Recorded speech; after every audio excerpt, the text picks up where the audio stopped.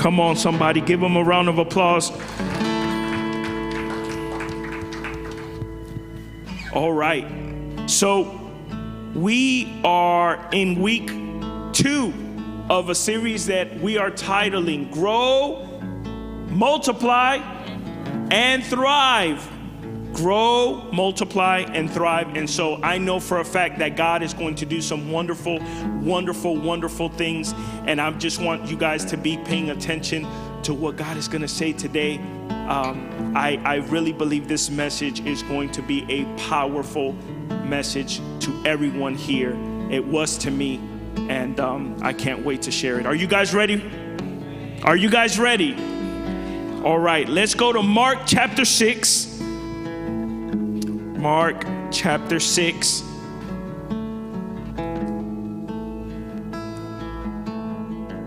And we're going to go to verse 30.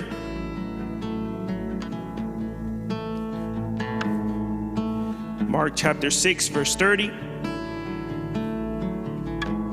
This is what the word of God says. The apostles gathered around Jesus and reported to him all they had done and taught. Then, because so many people were coming and going, they did not have a chance to eat. Okay? So he said to them, "Come with me by yourselves to a quiet place and get some rest." So they went by themselves in a boat to a solitary place.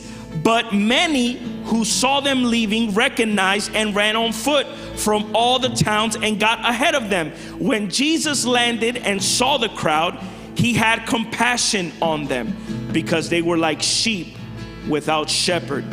So he began teaching them many things. By this time it was late in the day, so the disciples came to him. This is a remote place. Can somebody say remote? They said, "And it's already late. Send the people away that they can go to the surrounding countrysides and villages and buy themselves something to eat." But look at what Jesus answered. "You," right there, "you give them to eat." They said to him that it would take more than half year's wages. "Are we going to spend that much on bread and give it to them to eat?" "How many loaves do you have?" he asked. "Go and see." When they found out, they said, 5 loaves and 2 fishes. Then Jesus directed them to have all the people sit down in groups on the green grass. So they sat down in groups of hundreds and fifties, taking 5 loaves and 2 fishes, and looking up into heaven, he gave thanks, broke the loaves, and gave them to the disciples to distribute to the people. And he also divided the 2 fishes among them. They all ate. I want you to understand that. They all ate and were satisfied, and the disciples picked up 12 baskets full of broken pieces of bread and fish. The number of the men who had eaten was 5,000. I just have one more verse, if you guys bear with me, and it's in John chapter 6. John chapter 6. And it's the same story.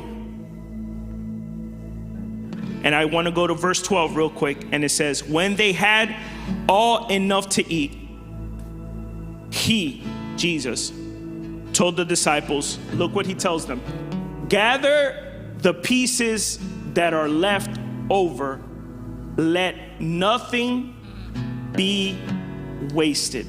Let nothing be wasted. So today, God has commanded me to speak to you under the theme, don't waste it. You ready? All right, thank you, worship team. Can we give a round of applause to the worship team? They do such a good job, great job. Don't waste it. Don't waste it. Now, before I get into the text, I do want to ask everyone a simple but direct question. Who here loves Thanksgiving? Raise your hands really quickly. Who loves Thanksgiving? Raise your hands. Okay, so all the people, most of everybody that loves food loves Thanksgiving. When we first think about Thanksgiving, the first thing I think about, me personally, I'm going to just speak about me so you guys won't think that I'm judging you or anything of that nature. The first thing that I think about Thanksgiving is not family. Isn't that sad? Most people should think about family because that's the first thing, or one of the holidays that bring all the families around the world that you don't see during the year at Aunt Lassie or Uncle Ted. All those people that you don't see during the year, those are the people that you will see in Thanksgiving and have awkward conversations and talk with people that you don't really want to talk about or talk to, but it's okay because it's Thanksgiving. Right? I don't think about giving thanks right off the bat just because the word is in the holiday. That doesn't mean that I'm automatically saying I gotta give thanks for everything that I have. The first thing that pops in my head is what I'm gonna eat. Oh man, I see that you guys are judging. It's okay. I love to eat some food. And especially in Thanksgiving, the spread is so amazing. You got your turkey and depending on what culture you are, you have rice with gandules and you have pernil and you have, just thinking about it's making me hungry. And I honestly only think about food, but that's not even it. Do you know how fat of a person I am in spirit? I think about the leftovers. I really do. I think about, you see, Brett gets me. I think about the leftovers. Man, I hope that all the food is not gone, because what I really want to do is the next day heat up that food that it feels like it tastes better than what it did on Thanksgiving. Right?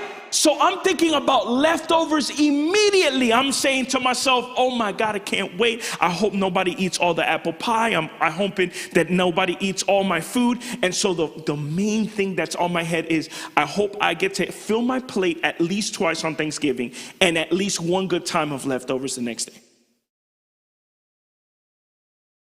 This is not you, then we can't be friends. It's okay. I'll pray for you.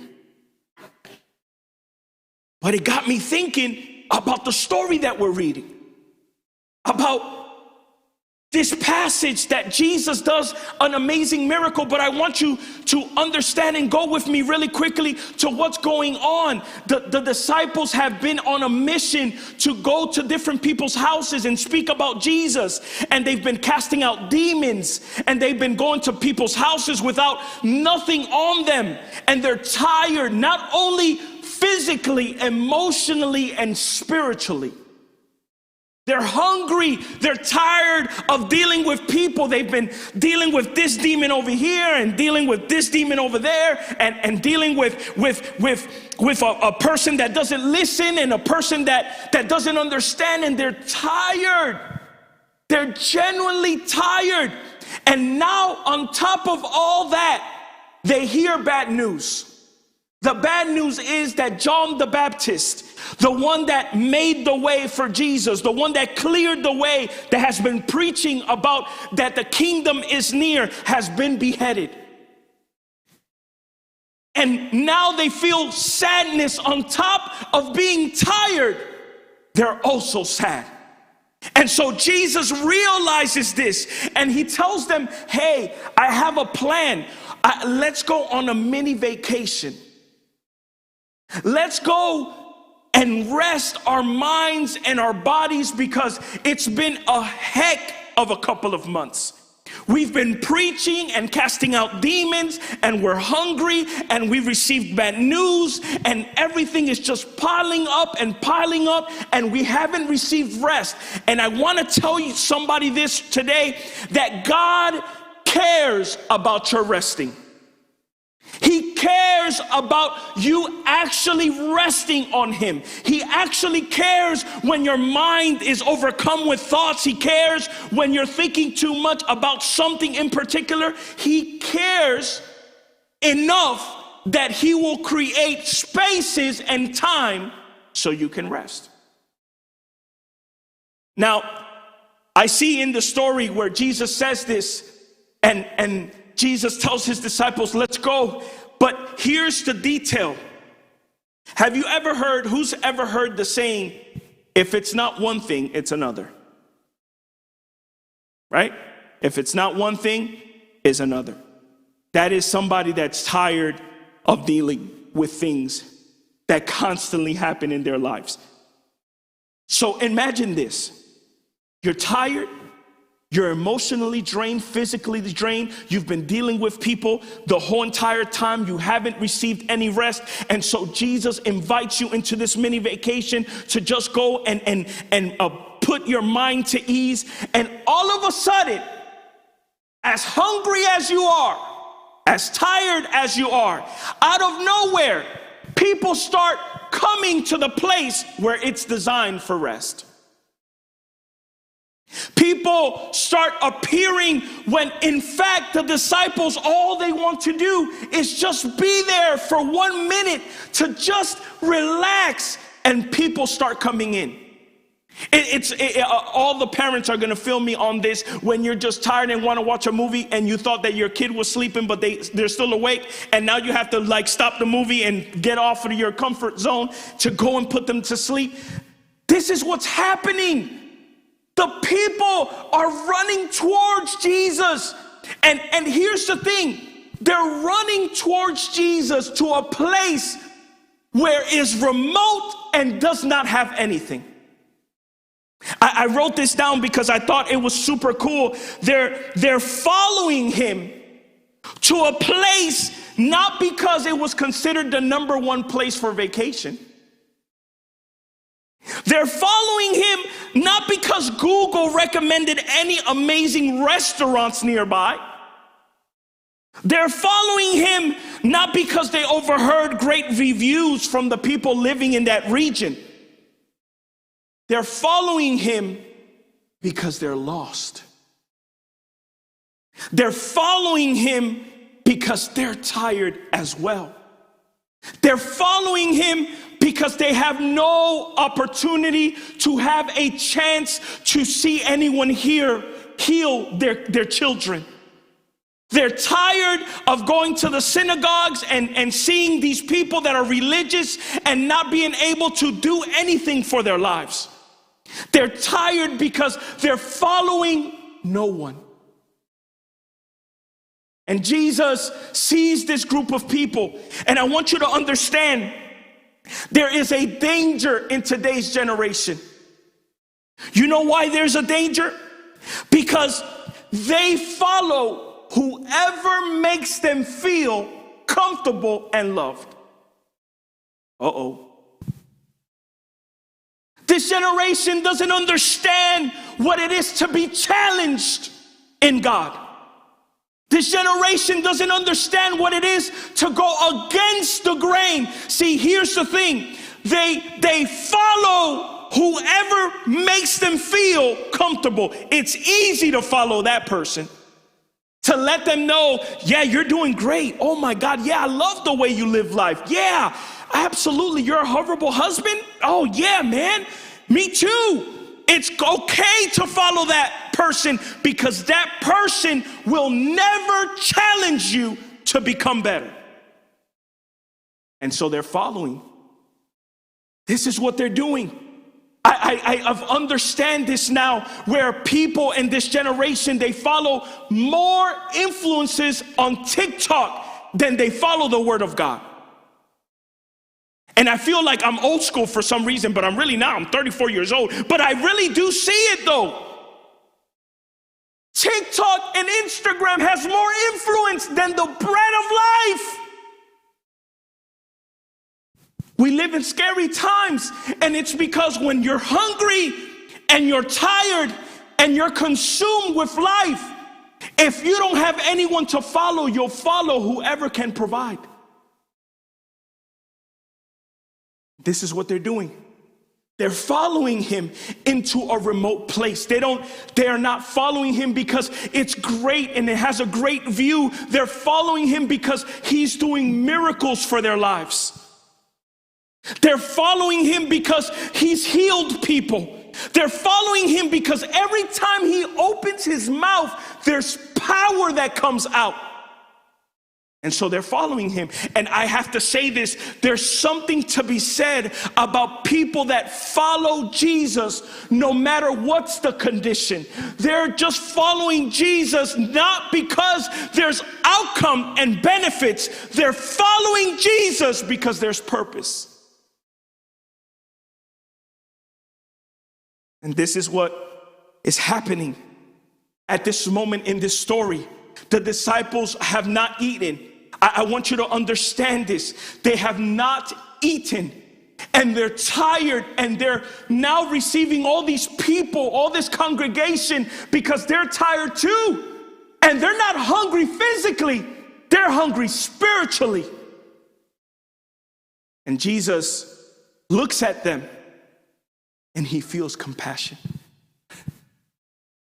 Jesus doesn't look at a situation the way we would look at a situation. Anyone else could have looked at it as, you guys are bothering our private time.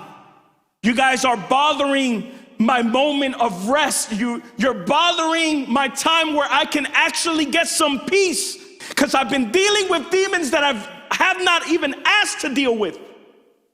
But Jesus felt compassion. I started thinking about when Jesus feels.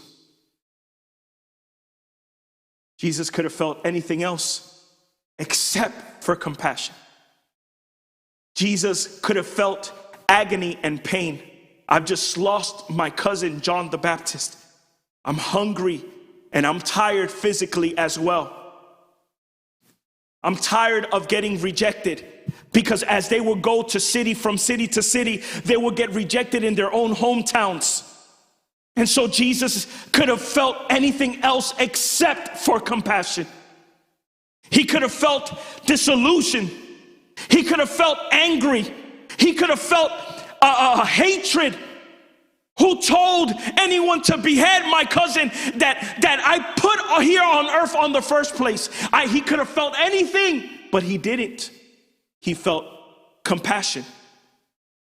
And I want to tell you this because in the Bible studies we've been talking about, and God has been moving in a powerful way, we've been talking about not letting your emotions overrun your purpose.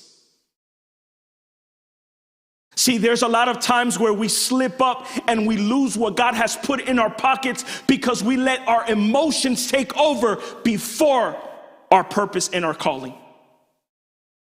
And Jesus is showing us how to do it. Wait a minute, I know that I'm tired. I know that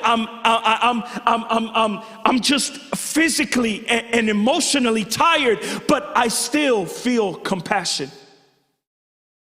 And God is calling people to understand that it is okay to feel that you're angry. It is okay to feel that you're sad. It is okay to feel depressed. It is okay to feel these things, but it is not okay for those things to run your life. And so faith has to be the key point that drives you to do what God is calling you to do. Not an emotional state, not feeling bad. I can feel bad and still do what God is calling me to do. But we forfeit most of the times what God is calling us to do because of our emotions. Because of what we feel and what we see. We forfeit what God is calling us to do. And Jesus felt compassion. He felt compassion because he's not run by emotions. He's run by purpose. He felt compassion because he's run by his calling and not what he feels about the people that are hurting. He feels compassion because he cares more about the need of the people than his own proper need. And so it is very rare to see something of this nature occur, because the first thing we do as humans is we put our own emotions before anything else comes our way. If we're feeling sad, we go, no, you know what? Today is not a good day to worship God. I'm not feeling it today. Today is not a good day to talk about God. I'm not feeling it today. Today is not a good day to go to church. I'm not feeling it today. Who told you that you go based on what you feel? That's not the gospel.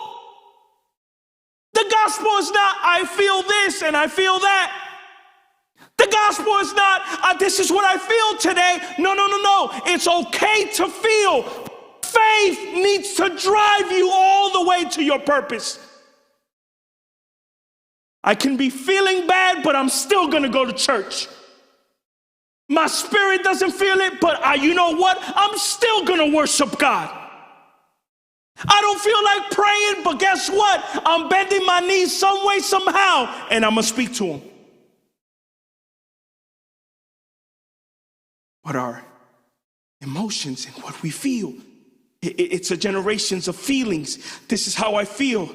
I feel like this person is evil, but you haven't even got to know the person. It's okay. It's what I feel. You know what? I rebuke the spirit of feeling and feeling and feeling and feeling. And I encourage you today to grab faith and put it on you and say, you know what? From now on, I'm going to do what God is calling me to do. So they say, you know what? We don't have no opportunity. We have nothing to say. Jesus welcomed them with compassion. So Jesus starts healing the sick. And he starts speaking the truth. And he starts talking to them about the word. And he starts sowing seeds. And he starts healing them and protecting them and guiding them and speaking to them. The Bible says in some of the Gospels, he started speaking to them about great things. And the disciples, all they can look at is their watch.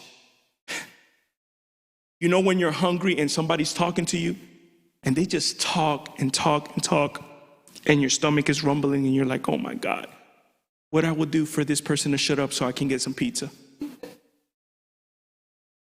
Yep, that was the disciples.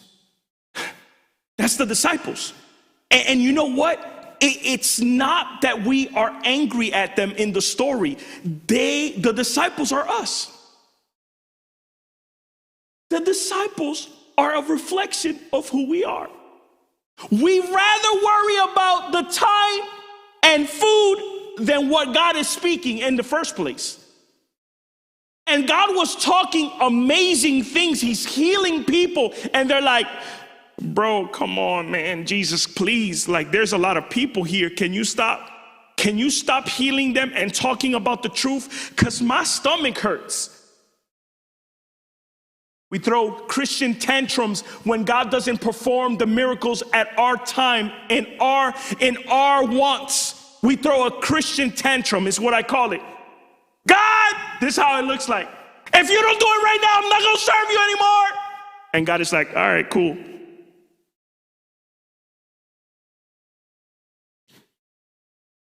God, if I don't see the miracle, I promise to you, I'm not going to go to church. Don't play with me. Cool, I'm not playing.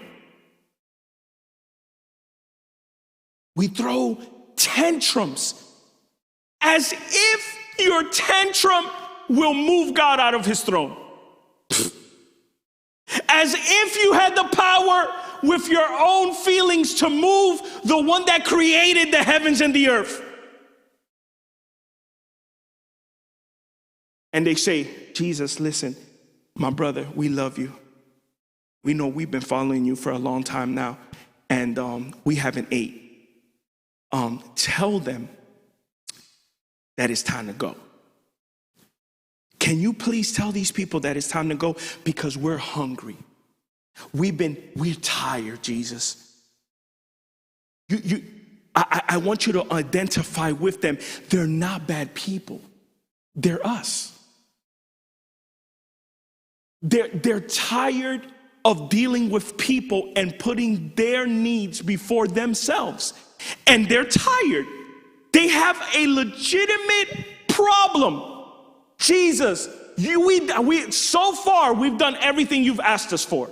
You send us out, We go to the different towns. You tell us not to take anything. We don't take anything. We get rejected here. We get accepted over here. We get rejected over here. We got to cast a demon over there. We're tired. We don't really got nothing to eat. And now when you tell us or you promise us a vacation, now on top of all that, you're making us wait for you to be able to help all these people.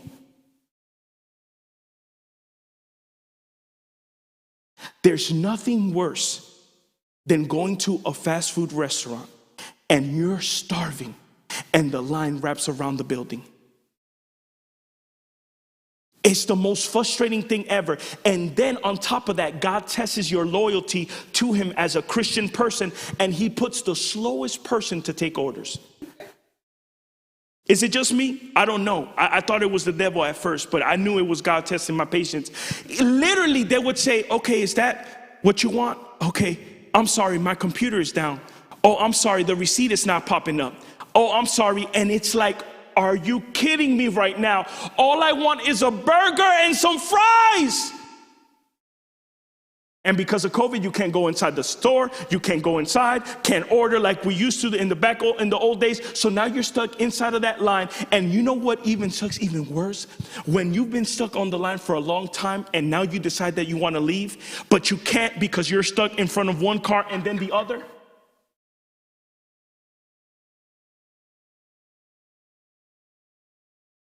That's what the disciples are experiencing. They're tired. And they have to deal with this multitude that came out of nowhere, has invaded their privacy. With Jesus and a vacation to rest their mind, they're angry and they're upset. They're like, Jesus, please tell them to go. It's nighttime already. Are you kidding me right now? How much can you talk about God's goodness? And Jesus tells them exactly what they wanted to hear. No, don't tell them to go.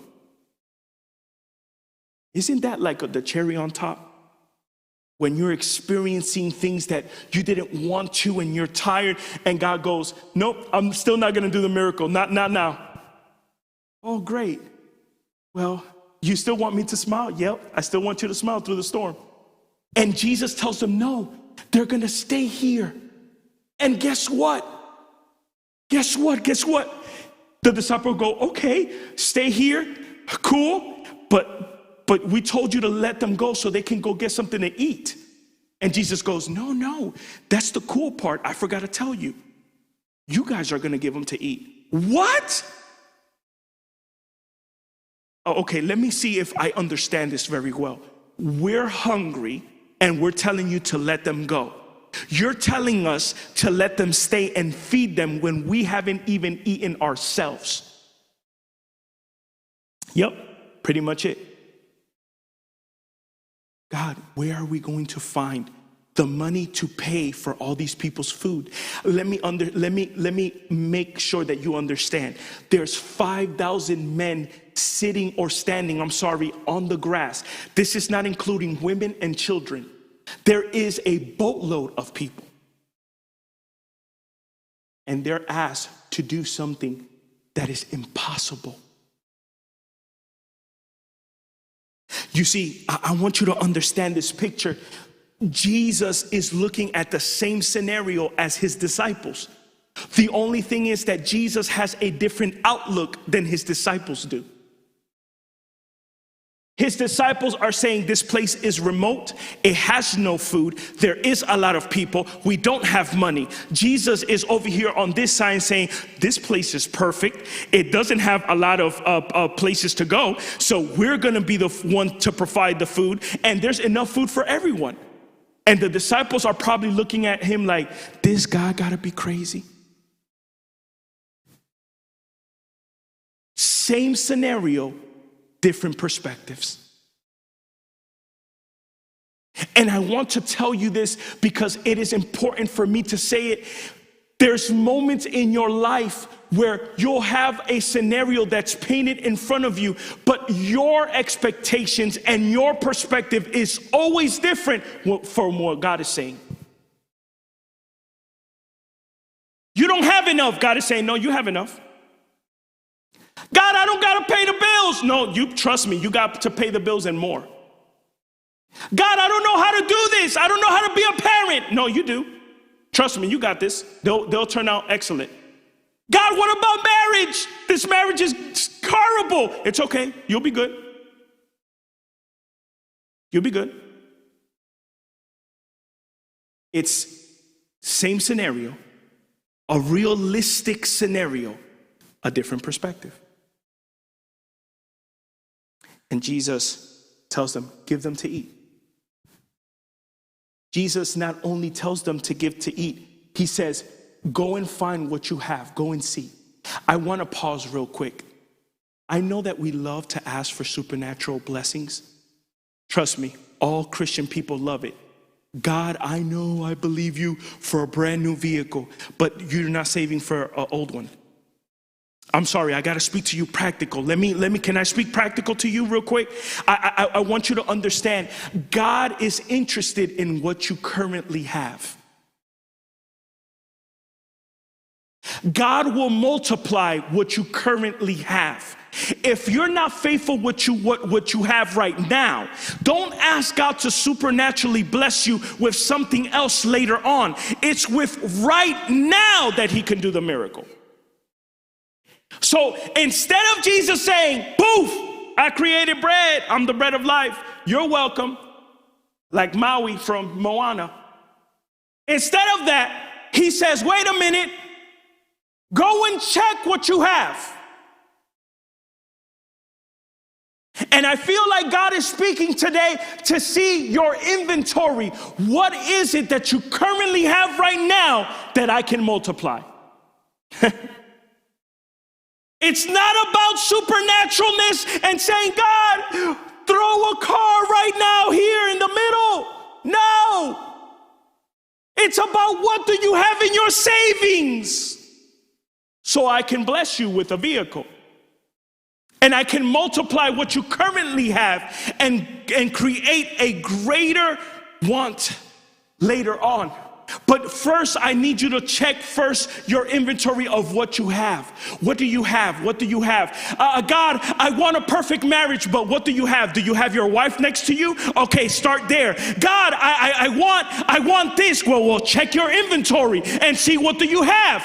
And that is what God will multiply.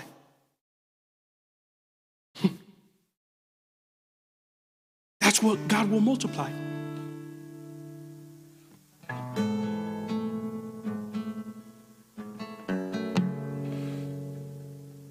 So, Jesus says, go and check and see and tell me what you have.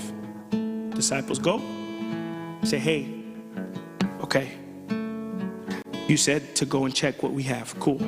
We have 5 loaves of bread and 2 fishes. Immediately, that doesn't make sense. Because the provision does not make sense. 5 loaves of bread, 2 fishes doesn't equal up to 5,000 plus people that are surrounded. Right? Doesn't at all. And if you can multiply it that or whatever, please tell me, because it doesn't match. But God tells him, go and check and bring it to me. And the 5 loaves of bread and 2 fishes, Jesus looked as enough. And today I want to say, what are you overlooking that God thinks is enough? I know you look at it as 5 loaves and 2 fishes, but God looks at it as, I'm about to multiply it. You see? Jesus says, bring it to me. What do you have? What do you have? Oh, it's something small. It's okay. I can do with something small, a lot bigger than what you think. But I need you to not overlook what you have, though. And check this out. Jesus grabs the little bit that they have. He puts it up in the air and he blesses the food. He doesn't bless it to multiply it.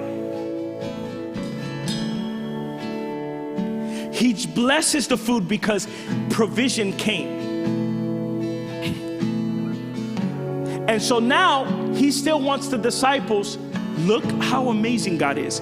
He still wants to use the angry, hungry disciples to give out food. So he says, here you go.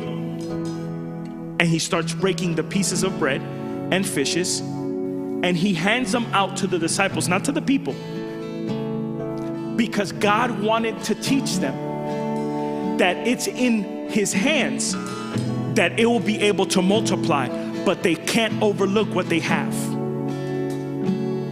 So that's the end of the story. Everybody gets fed, the miracle occurs. That's wonderful. Oh my God, can we give a round of applause? Honestly, come on. The miracle occurs. God is so good, so wonderful. Pastor, what does this have anything to do with don't waste it?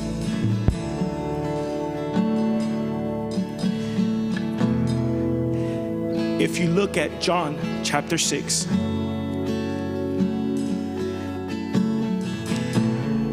Jesus gives them an instruction. He says, when they had all eaten, he said to his disciples, gather the pieces that are left over and let nothing be wasted. I started thinking to myself, I said, man, you know what? Why does Jesus care about the leftovers? Can he provide more and more and more? What's so important about leftovers or broken pieces? And I started understanding that God can multiply what's already broken. And if you've ever felt like you've been left over or you are a leftover, God can use you too. But that's not even it. He tells them, gather it. Gather the broken pieces and don't let nothing go to waste. I said, God, I don't understand. Why don't you just leave those leftovers there? It's not important. I started understanding that the broken pieces that were left over was the provision that was still not used.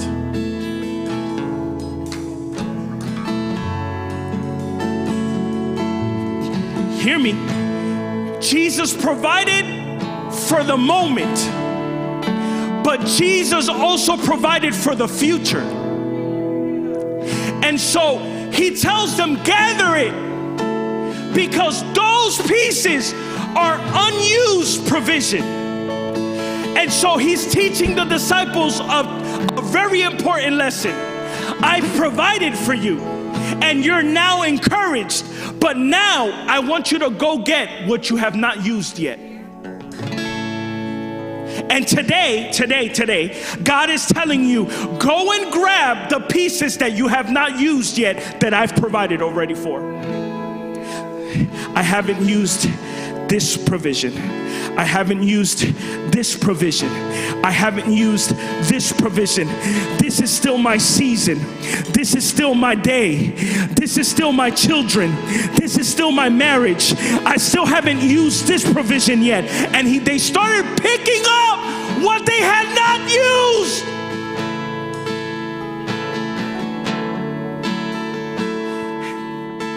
And I said, God, you're incredible. Because God is about to do amazing things with things that you still have not used yet. The untouched, the leftover that no one has ever wanted. Those are the things that God is going to start using in this time. And you know why? You know why? I said, God, why is it so important not to waste that provision? And I finally received the revelation. Are you ready for it? If God provided that day and they leave and waste the provision, they're highlighting that God miscalculated. Somebody got it. They're highlighting that Jesus miscalculated and that he didn't count right. They would have highlighted that Jesus didn't know how to count or how to balance. But we know that Jesus knew every person in that moment. He knew all the men that were there. He knew all the women and children that were there. And most people would have said, no, you miscalculated. No. Remember, I told you the disciples had not eaten. And there were 12 of them. How many baskets were collected that day? 12. Jesus didn't miscalculate it. Jesus knew exactly where that provision was going. I need you to raise your hands. I need you to worship God today, because he doesn't waste a provision. He knows what to do and how to do it. And so every time they collected a broken piece, it was a calculated decision. Ooh. Every time they picked up something, it was saying, God, you counted this one too. You counted this one too. You counted this one too. And they collected 12 baskets, not knowing it was for themselves. You know what God spoke to me today? He said, Israel, there's people that are wasting what I've provided.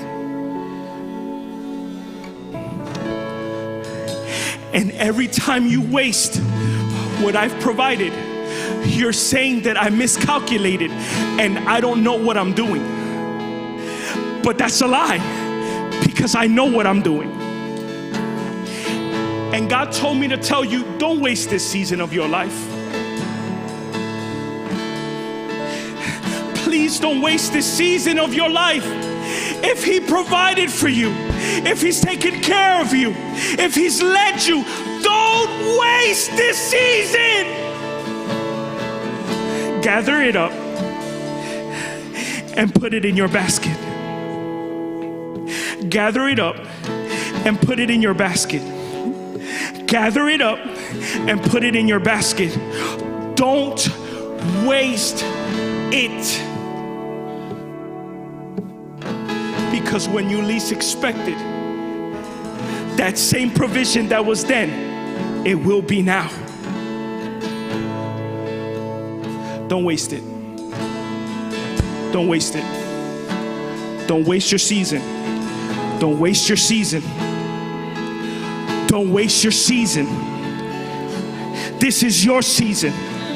It's the season where God is doing amazing things with his people.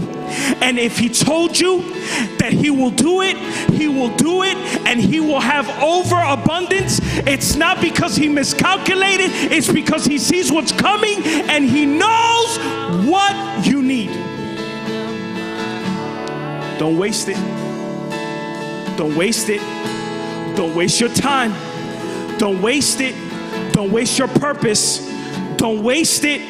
Don't waste it on people that God has not connected you with. Don't waste it in places where God has not connected you with. Don't waste it with things that he's not told you yet. Don't waste your season or your purpose. Don't waste it. Don't waste it. He has not miscalculated. He's called you. He's not miscalculated. He wants you. He didn't count wrong. He put you there. I want you to hear what the Spirit of the Lord is speaking today. He did not miscalculate nothing. He put you in the place where you are today. And I'm telling you right now, do not waste your season. Pick up and put it in your basket. Let's please stand.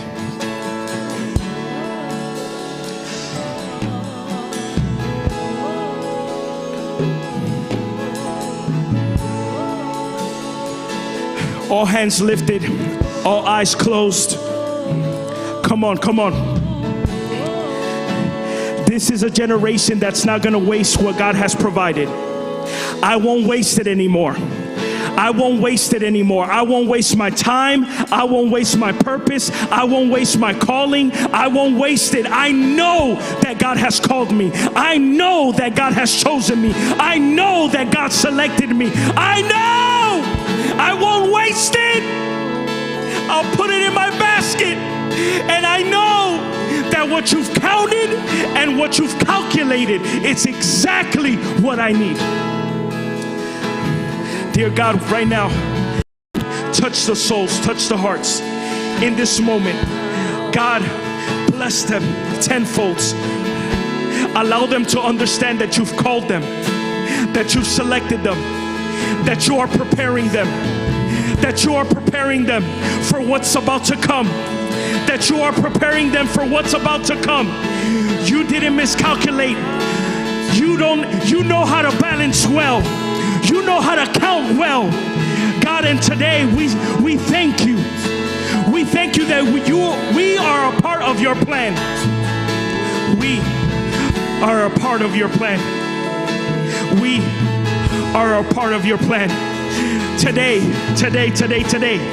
I cast out any voices that the enemy is putting in their heads, in their minds and in their souls, that they're not counted, that they're not special, that they're not called. No. Today we go against that spirit, and we will collect every unused provision that you have provided. Today is the day that I change the course. Today is the day that I change my mind. Today is the day that I change what you have called me to do. I will stand firm and I will go.